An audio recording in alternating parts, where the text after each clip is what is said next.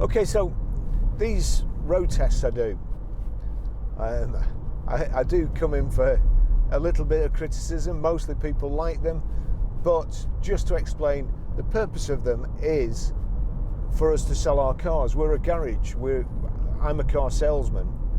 This is my car or our car to sell, and we make a video. We make a 360 interior video of it. We make a quick kind of cinema trailer to arouse your interest, and we do a full review of it, full test drive. On the test drive, I check the cars out and I make sure that they're okay. I get them up to working temperature, make sure everything works on them before we offer them for sale. It's not a big Top Gear test. I'm not a car TV program.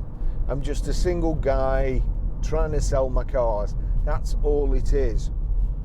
So if you don't like it, don't watch. Find something else. I'm not a driving instructor. I don't profess to be a driving instructor. I don't profess to drive perfectly. I drive the way I feel comfortable in our cars. So I can also do what I want.